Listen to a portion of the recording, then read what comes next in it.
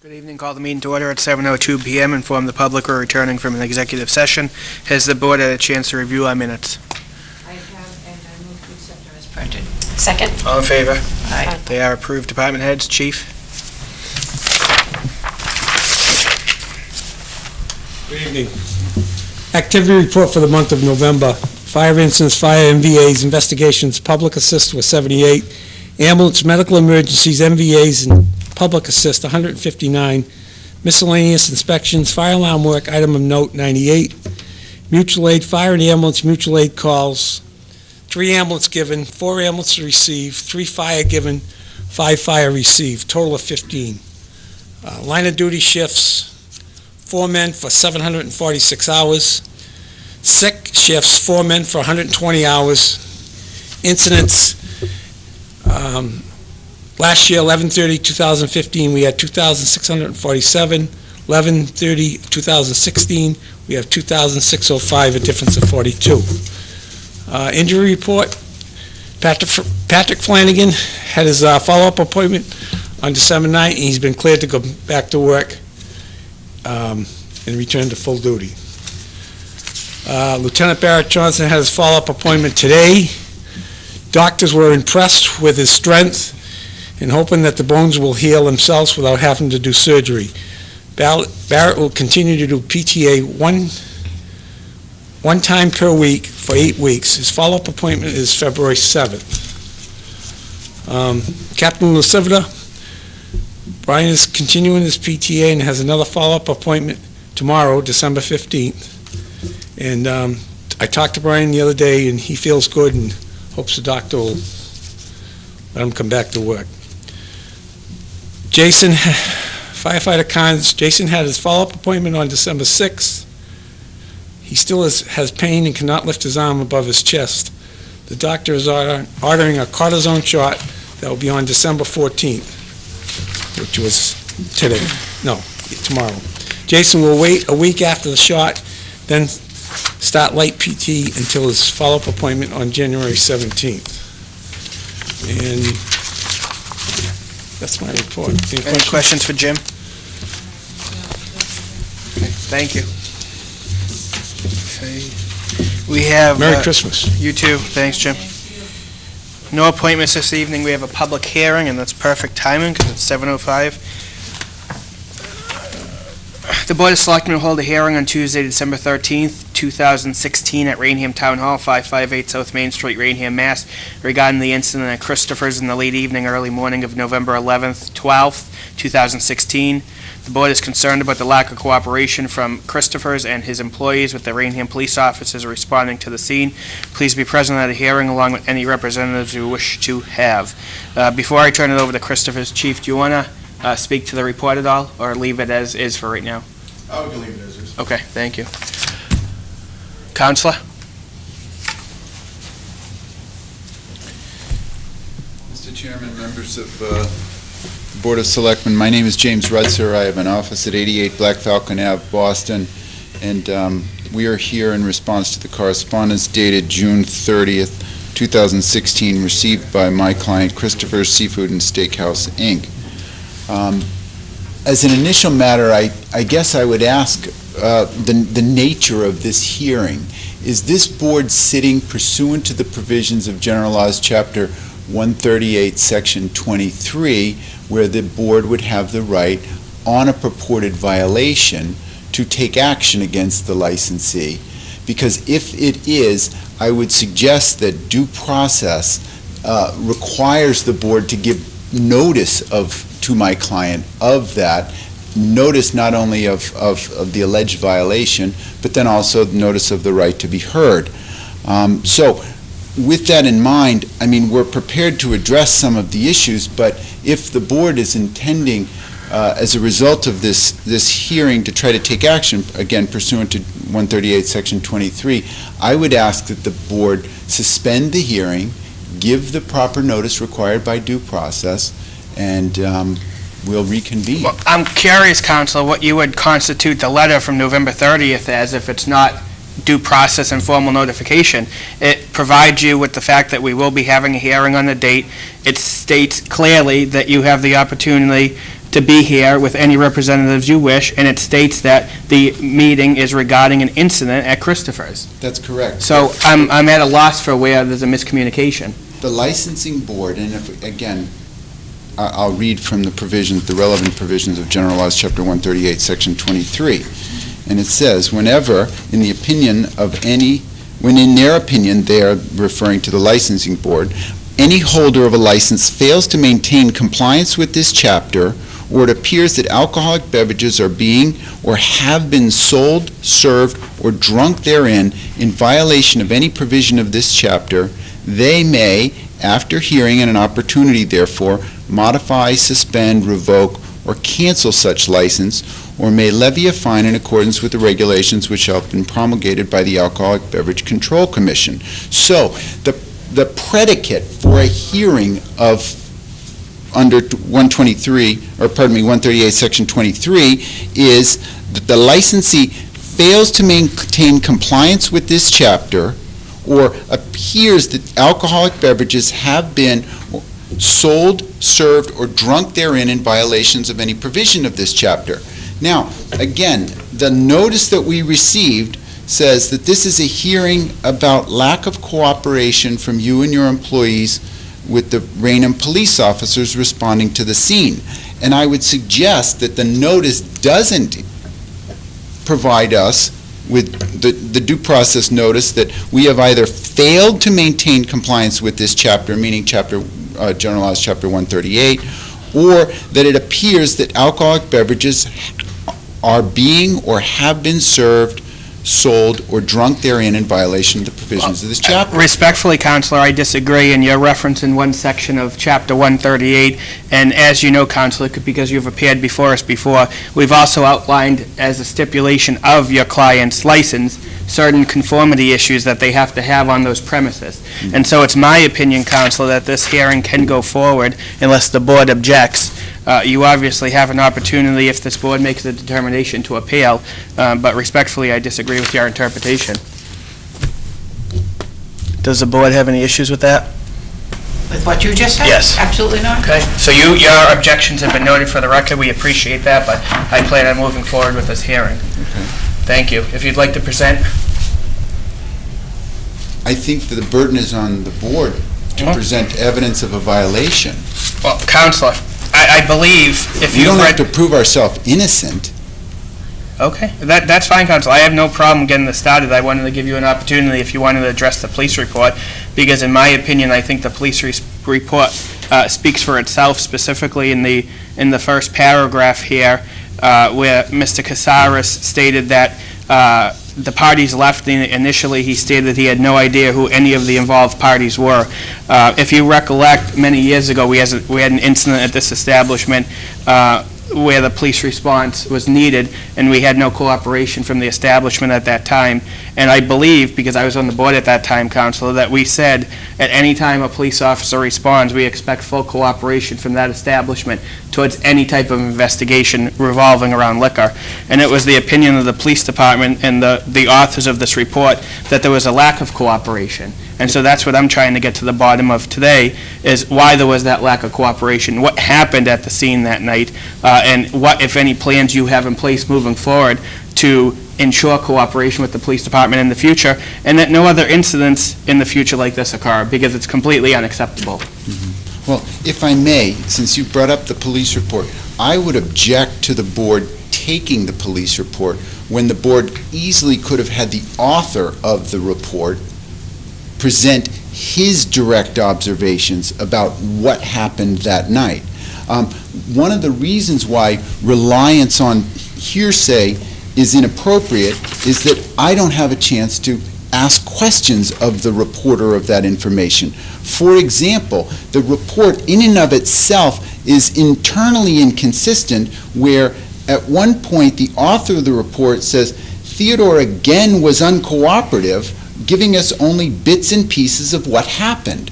Well, that's the first time he notes that my client was uncooperative. So if it's the first time he's uncooperative, why does he use the word again? And then number two, he's only uncooperative if he gives you bits and pieces of information if he knows more than what he gives you. So that if all he knows is bits and pieces, and he gives you bits and pieces, how can that be characterized as uncooperative? Now, what we have here is cooperative is a subjective standard. It's not objective, for example, like bleeding. Either someone is bleeding or they're not. Cooperative is subjective in the minds of the holder of that opinion. And I would ask, again, that the officer who prepared this report be summoned before the board, so that you can ask the questions you need. You can ask him why he writes that he was uncooperative again when it was the first time he spoke with him. And that I then have a right to cross-examine that officer. Fortunately for you, Counselor, Lieutenant LaPlante is in the audience. He's not the author of the report. If I can continue, Counselor, I didn't interrupt you. I'd ask for that same courtesy. Lieutenant LaPlante was on the scene, and my understanding is the shift commander that evening, Lieutenant? Correct. And he did review this report, and I imagine contribute to this report, Lieutenant? Correct. And so I believe, Counselor, that that would be appropriate, that the shift commander, the lieutenant who was on scene and contributed to this report, would be able to adequately address this board if we so desired, and/or answer questions that you might have, Counselor, which of course you can have, but you'll address them through me to the lieutenant. Do you have questions, Counselor? I'd like to hear his testimony before I ask any questions. If you have questions, I think the report speaks for itself. You can direct them to me, to the lieutenant. Would you ask the lieutenant if he took my client outside? Lieutenant? He followed us outside. Actually, he was outside when we got there and said that the fight was over. And did he have any conversation with my client? Lengthy conversation, yes. And did he ask questions of my client?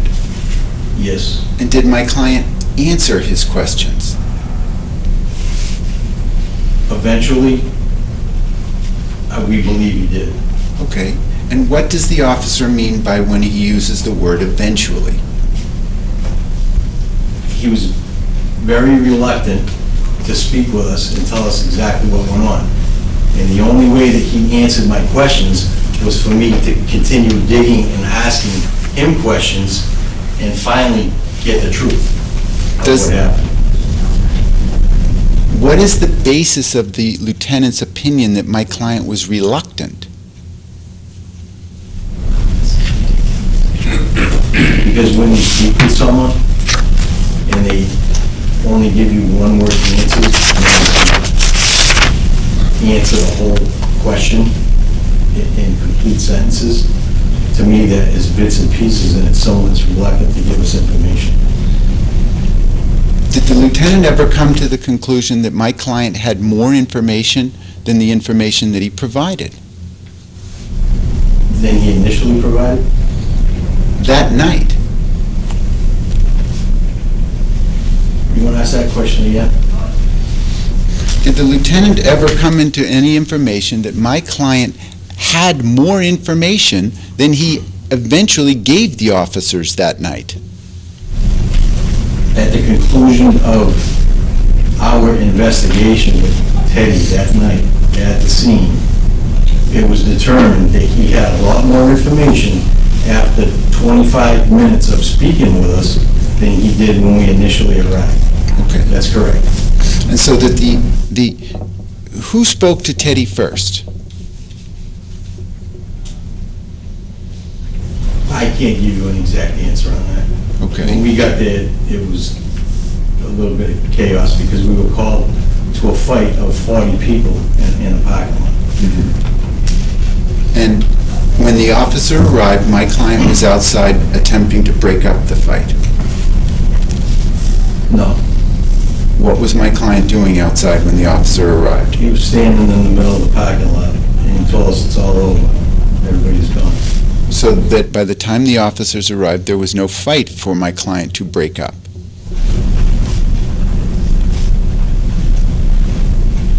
At the time we arrived, correct. Who broke up the fight? According to your client, he told us that he tried breaking it up, and eventually he got everybody to leave. Did the officer come to ever develop any other information that what my client said wasn't true? At the beginning of our investigation or at the end? No, what my client said to him about breaking up the fight and getting them to leave was not true. That, all that information came out in the course of the investigation. During the course of the officer's investigation, my client told the officers that the person who was injured, he knew only by the name of Mike. Is that correct? Correct. Does the officer know if my client knows what Mike's last name is? I have no idea. So if he gives a name and he gives the extent of his knowledge, is that being uncooperative? Is that rhetorical, Counselor, or are you looking for an answer? I want the officer to, you've said that he's adopted his report, and two times here it says uncooperative. If the officers ask my client who was injured, and the guy goes, all I know is his name is Mike, and that's all he knows, is that being uncooperative? That's not the only question that your client was asked. What other question did you ask my client, Lieutenant? He was asked what happened and who did it. And did my client respond? Who did it? Not at first, he didn't know. What did my client say? Who did my client say He did didn't it? know. And does the officer, has any subsequent investigation by this officer revealed that my client, in fact, knew who did it? Our investigation shows that at the end of our conversation, that your client knew the group of people involved in this incident. Yes. But the question was, who did it? Well, we don't know who actually was involved in the actual physical fight. We know that it was a group of people who were on the motorcycle.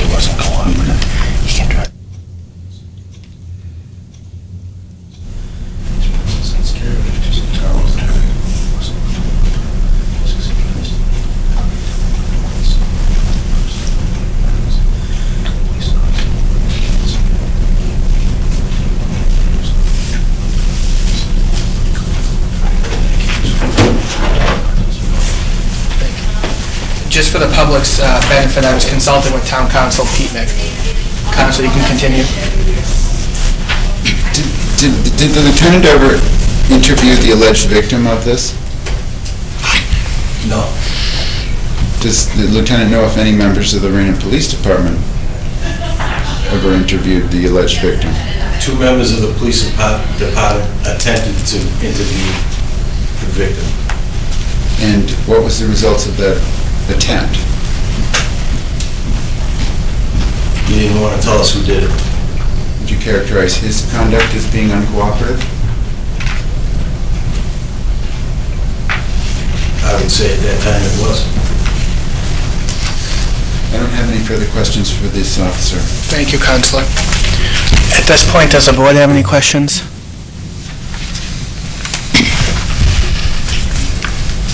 Nothing.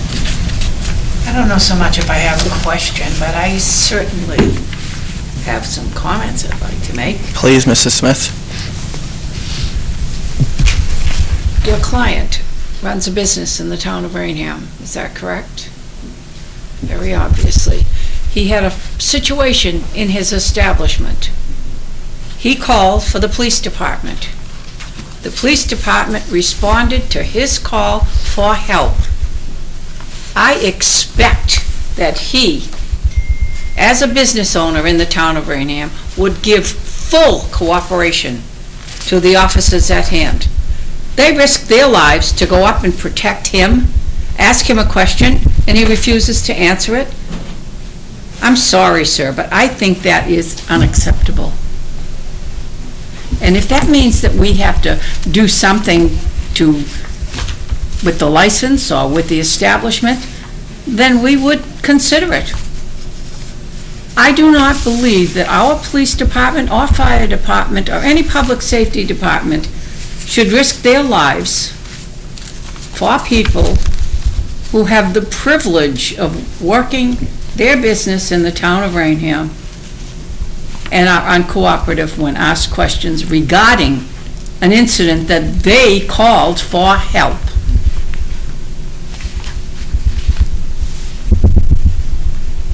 No? You think that's okay? Oh, no. I would agree almost wholeheartedly with What do you everything mean you've almost said. wholeheartedly? Except There is that no nowhere in almost. the police report does it say my client refused to answer a question. Your whole The argument officer is says that premised they on were that he uncooperative. But your argument is premised on the detail that you said he refused to answer their question. And that's not the case at all. This He police was report is filled with uncooperative. questions and answers When that my asked, he client was gave. uncooperative. But that's an opinion, ma'am. If he knew more and he concealed it, maybe that's uncooperative. But there's been no evidence that my client knew more. These patrons must visit that establishment more than the one time. But ma'am, if you read the police report, you would see that my client gave a detailed description of different people coming into the bar, and he reports that they're members of motorcycle gangs. He tells the officer at the scene that they have been coming in more of late or less of late. He actually gives the name of someone who was there and says he's been coming here more frequently, having dinner with his wife. He was here tonight. But he didn't, but his wife wasn't there. So that again, I agree with you on almost everything you've said, except the characterization that my client refused to answer a question, because he never did. He may have given bad answers, but if that's all he knew, he's given them what he's The police got. department felt as though he knew more. And I've heard no evidence to suggest any basis in fact for that. You're changing the evidence now. He clearly said that he learned a lot more at the end of the conversation than he did at the beginning. So it's great to argue what you think your point's out. You can't argue what the evidence is if the evidence is clearly different. The officer indicated when he came out, he got a certain amount of information, but didn't get other information. At the end, 25 minutes later, I think the quote is, he got significantly more. So the issue isn't that he lied or withheld it. The issue is what he got at the beginning is significantly different than what he got 25 minutes later. That's what the evidence suggests at this point in time. And I would suggest the officer can provide the board with a basis for that. Oftentimes people, he described appearing at a chaotic scene. Was my client anxious, nervous, excited? And that then when he gets calmed down, he can provide more detailed information. This officer is an experienced officer who's responded to any number of chaotic scenes, and I'm sure he would tell you that once a witness calms down, he generally gets more information out of him. Counsel here has just said it. It was 25 minutes after the response when my client is answering questions. That 25 minutes, his blood pressure goes down. There's less flashing lights, less threatening people around. You're asking the officer to make an assessment, which is what the officer did. Your argument actually holds water, what we're saying as opposed to what you're saying. The officer made an assessment at the time that he didn't get information, and he got information later, and his assessment was that he was withholding information. Not that he was nervous, not that his blood pressure was racing, it was that he withheld information and he wasn't cooperative. That was his assessment, the experienced officer's assessment. That's why it was important to have the writer of the report here. Well, we have the lieutenant here, and to me, that's He's sufficient, not the writer Counselor. of the report. He collaborated on the report, and your objections are noted in the record for that. Mrs. Smith, any other comments? Counsel, I do have a question for you. In the report on page 2, it states that regarding the colors, and that there's the signage that says you won't serve anybody but colors, and then Mr. Casares later notes that he does serve people wearing colors and asks, what is he supposed to do? Ask them to leave? Can you elaborate on that? If your establishment goes the length of posting signage acknowledging that colors do show up there and that you won't serve them, then why are you then acknowledging that you are in fact serving them? Isn't it run counter? I don't have any information with which to answer your question. But you're not disputing that? Years ago, I was at the establishment, and I saw the sign that said, "No colors." I haven't been to Christopher's in a long time. I don't know whether the sign is still there. Okay. But Counselor, do you remember the incident a few years back that we had you in for, and the conversation that we had about our expectation for the establishment and how they're going to handle themselves moving forward as a guest in our town? I'll be honest with you, I don't. Not that I do so much of this work, but if you could refresh my recollection, I'll be happy to. We had a massive police response there as a result of another fight. Raynham Police, Taunton Police, I think the state police, maybe Bridgewater Police responded, and we had a hearing as it related. Do you have the date of that hearing? 08, my guess is. I don't have the exact date. 8 years ago? Correct, yes. Okay. Yes. Yeah. Unfortunately, Counselor, we don't factor in 8 years differences when stuff like this is happening. No, I just, 8 years is a long time Okay. for me, so I apologize for not recalling. Well, so what I recall from 8 years ago was we said that behavior was unacceptable. That's also why this board and previous boards have stipulated the police detail there during live entertainment, because your client, in my opinion, has established a track record of not being able to control crowds. And I've always said, for the 10 years I've sat at this board, if you do business in Raynham, you're a guest in our town, and it's a privilege to do that business. When you have a liquor license, it's a privilege to have a liquor license in the town of Raynham. And this behavior, both towards the town of Raynham as a whole, but our police department particularly, in my opinion, is absolutely unacceptable. And it will not be tolerated in the town of Raynham. There's no place for that. As Mrs. Smith said, if any member of town government goes to that establishment, we expect nothing but the utmost cooperation. And we can sit here for another 4 or 5 hours and go back and forth on what people's perceptions of cooperative and uncooperative is. But at the end of the day, we have police officers that this board hired stating in a report, which is a legal document, that it was their interpretation that your client was uncooperative. And in my opinion, that's all I need to make a determination that, in fact, your client was uncooperative. And to me, that's not acceptable. And the fact that there was a fight with 40 people there when there's a residential neighborhood right behind that establishment with kids sleeping at night, completely unacceptable. And I've heard nothing tonight, Counselor, and I was hoping I was going to, about how you and your establishment moving forward are going to try to, in any way, make sure this doesn't happen in the future. All I've heard is pointing the finger and trying to rip apart a police report, a legal document, and not accept any responsibility for the incidents that happened that night, not present any type of plan moving forward to prevent this from happening again, not any apology to my residents, my constituents, for this type of behavior. And it's appalling. If I may. Please. Again, one of the reasons why having the author of the report here, I think, would have been so critical. Because, again, you think that you've characterized it as a fight involving 40 people. That's what That's what was reported. Correct. In the original 911 call placed by the bartender at Christopher's that night. Almost immediately, they were informed that there were 4 or 5 people involved in the fight. That while there may have been 40 or 50 people sort of around it, that there were a much smaller group of people actually involved in it.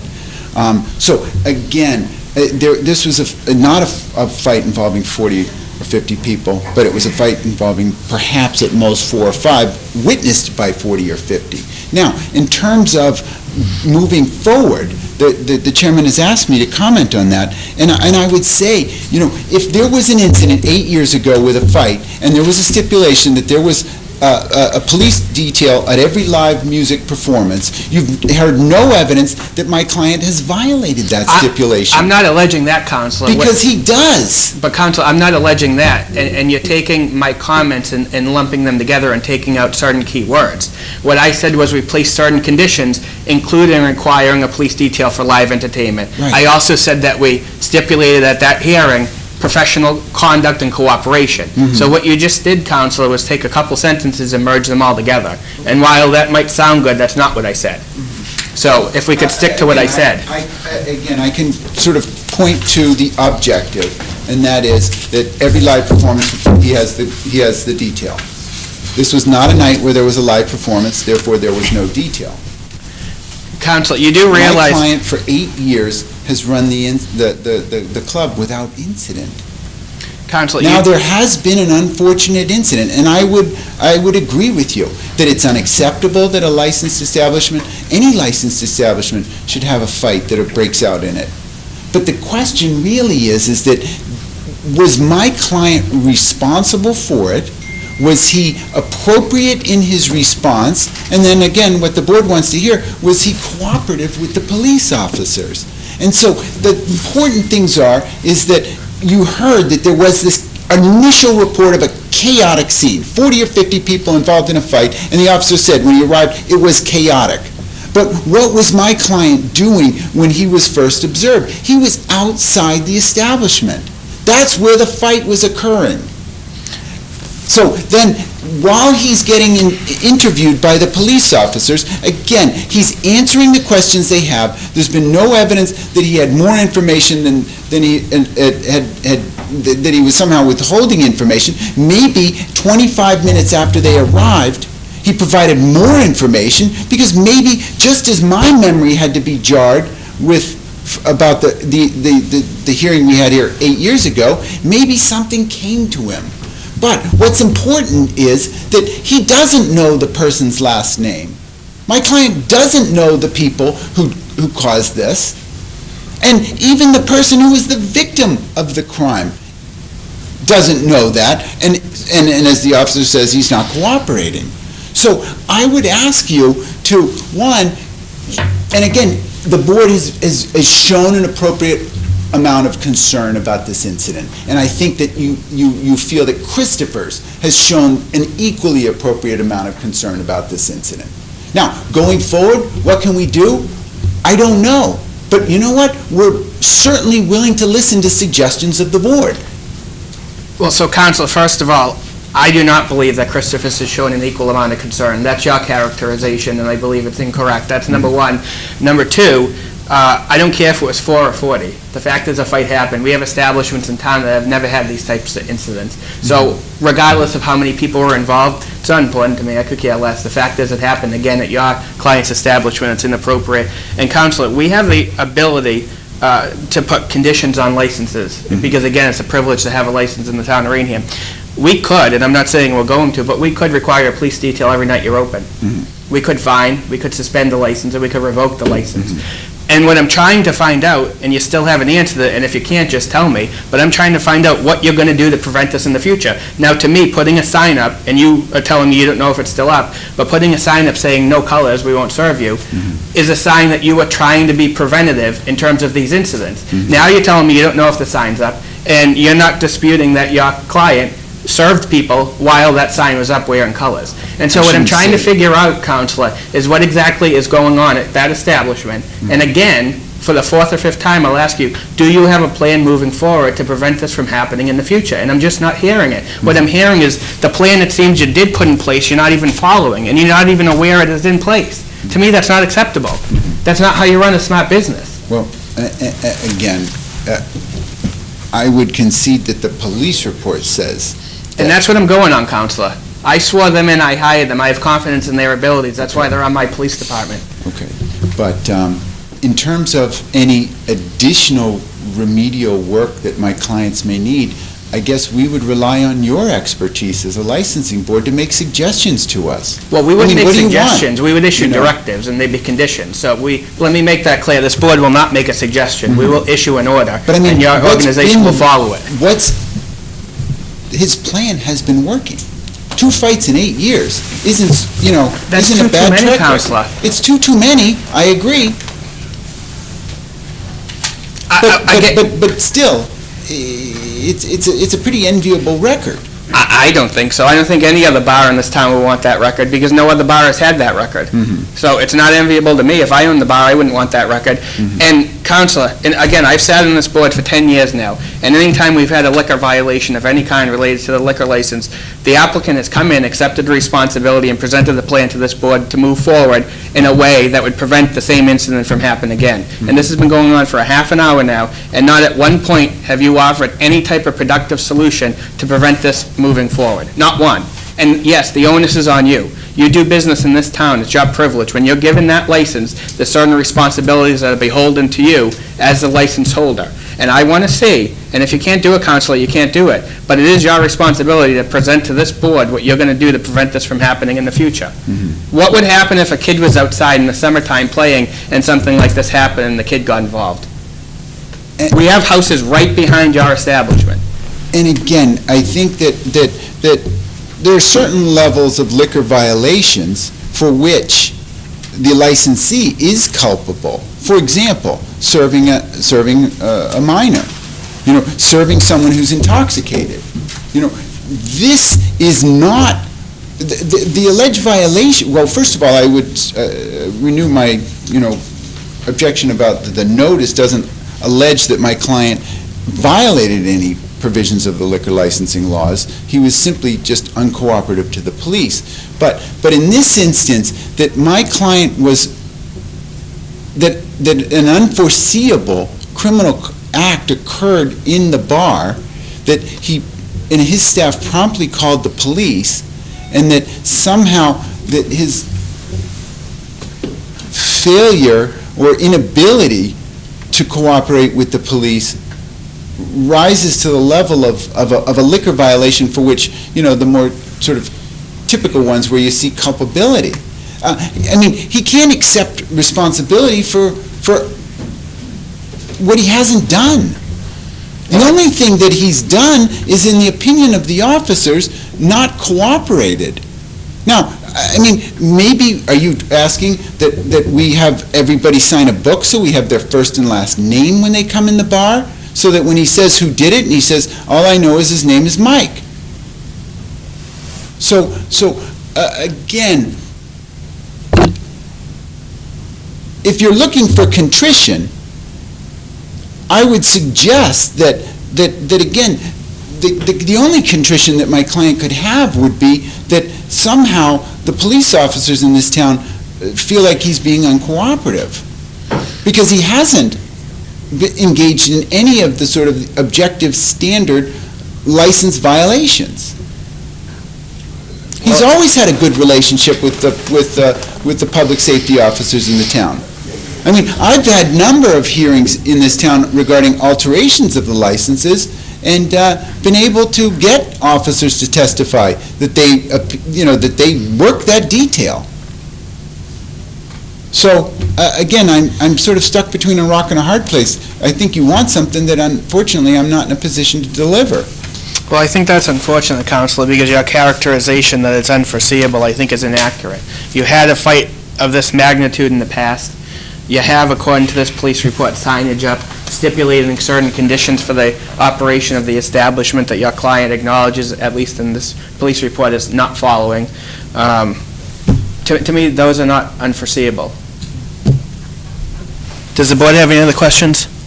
I do not have any questions, sir. I have nothing. Does anybody else from the public wish to speak at this time? What's the board's pleasure on this? At this point in time, I think I would like to take this under advisement for at least a week and make a determination at that time as to what we will do. You're requesting a continuation until next Tuesday, which is the 20th? If that's acceptable to the board. I'm fine with that, Ms. Rabbit. Is that a second? Second. All in favor? Are you going to hold a public hearing on the 20th? Yes, it's a continuation of this hearing, yes. Could I make a request? Sure. I'm taking my son to the Bruins that night. I don't want to break his heart and say I got to come down to the Raynham Licensing Board instead of going watching the Bruins. Well, Counselor, Could we have the next meeting? yes, we don't meet the 27th, correct, Randy? Correct. So that would bring us to January 5th. And again, if the board would keep it under advisement until then, I would appreciate it. So I what? Looking at last year's, that's last year. January 3rd. January 3rd? January Well, 3rd. So, Counselor, my Counselor, I have a question for you. Before we act on the other Counselor's request, scheduled for next week is the renewal of liquor licenses. I do not feel comfortable acting on a renewal of this establishment's liquor license while there's a hearing pending. Can we delay acting on that license next week until this hearing is resolved? When does the new license take effect? January 1st. First?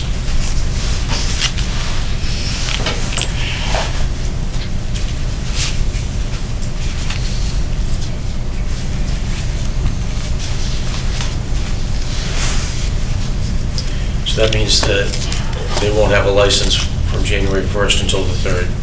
Unless, can we, and I'm thinking out loud here because we've never dealt with this before. Can we issue? I can't hear, that's why I keep talking.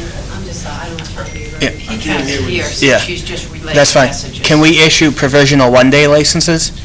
I'd have to check on that. So they don't want to- Counselor, do you have a suggestion? I'll make myself available if the board wants to hold a special meeting for the purpose of concluding this. Maybe we can pick another date that's not a typical Tuesday. for a special meeting. I have to take my phone out to check my calendar. Well, we can maybe coordinate it with council. You pick the date. Listen, I appreciate your accommodation of my schedule, and so Maybe you I'll... folks want to check your schedules as well. Well, sir, if you want to speak, you have to go to the podium. You have to state your name and address for the record and be recognized. So, As long as we provide proper notice to everybody, we would be fine. how's Wednesday the 21st look for people? That's fine for me. And we can do a special meeting at 6 o'clock? Yeah, we can do Does that work? Do that. Mr. Buckner? Would that work? Ted? I'll be here, sure. You think I'm going to say no to that? So, Counselor, does that work for you? I will make it work. So the 21st at 6 PM? 6 o'clock. Okay. Thank you. Sir, did you want to come up? Okay. All right, so then I would entertain a revised motion that this hearing will be continued until Wednesday, December 21st at 6 PM. I don't anticipate anything on the agenda outside of the continuation of this hearing. And I will make that as a motion. Thank you. Second. All in favor? Aye. Aye. It's been continued, Counselor. Thank you, Mr. Chairman, members of the board. Thank you. Thank you. Okay. New business, Ms. Roberts. We close the hearing. Ms. Smith, do you have anything? New business. New business. Thank you. Old business, Ms. Roberts. I have nothing. Mrs. Smith. Business. Town Administrator's report, Mr. Buckner. I'll mention again, we have a vacancy on the Raynham Housing Authority that we need to fill. Please submit a letter of interest as soon as possible if you have some interest. Tax rate was approved yesterday by the Department of Revenue. We hope to have the bills out the week after Christmas. Upcoming next Selectmen's meeting, Department heads Bob Iafrady and/or Dave Flaherty. Forge River Place 40B project, next Board of Appeals hearing is tomorrow night, 7 PM, here at Town Hall. Department head meeting this Thursday at 10 AM, followed by a safety committee meeting, and Southeastern Mass Health Group Tuesday, December 20th, 2 PM. We're talking about changes to plan offerings, and we expect preliminary rates at the end of January. Thanks. Thanks, Randy. Are you still going, or are you done? I'm done. Okay. Any questions for Randy? Nothing. Jess, you have something for us? Yes. There was a change on the debt exclusion, which in turn reduced the excess levy that you signed off on during the classification hearing, so that was fixed, and now all our tax rates have been approved. So I was just wondering if it was possible you could sign off on this sheet, which shows the corrected Do we levy. need a vote to amend anything? I don't believe so. And for the audience at home, Jess, if you could just, we're still live. I'm sorry. Jessica Garcia, Assistant Assessor. Thank you, Jess. You're welcome. Randy, do you believe we need a vote on that? It should be okay. It's relatively small amount, Yes, 1,700. $1,750. Okay, all right, if you want to just leave it, Jess, and we'll get it back to you. Sure, Thank thank you. you. Counsel, did you have something? You all set with me I believe we are. at the moment? Yes, thanks, Ted. Thank you so much. Thank you. Selectmen's report, Ms. Roberts. Mrs. Smith. I just had a very interesting morning at the Chamber of Commerce breakfast meeting with our Attorney General and delegation from Taunton that was there, and it was a very informative, very interesting meeting. She's a great speaker. I love listening to her, and it was a great meeting. That's about all I have. Thanks for going, Mrs. Smith. Thank you. Correspondence is light. We have the Southeastern Regional Services Group contract for DPW services, and that's been recommended. It's PJ Keating for hot mix asphalt Murray Pavement for pavement reclamation. There's a lot of them. Yes. Yes, as listed, it's very extensive. Thank you. All in favor? Locked myself into that one. We have correspondence from the Mass Historical Commission about Round 23 of the Mass Preservation Project Fund Grant Program. And we have an advisory from Murphy, Toomey, Hess, and Lehane regarding recreational marijuana. And if anybody is interested, we can make that available. No other correspondence, no press time, no emergency business, no members of the community present this evening. I'll entertain a motion to adjourn. Move to adjourn, pay the bills. Second. All in favor? We are adjourned. Thank you.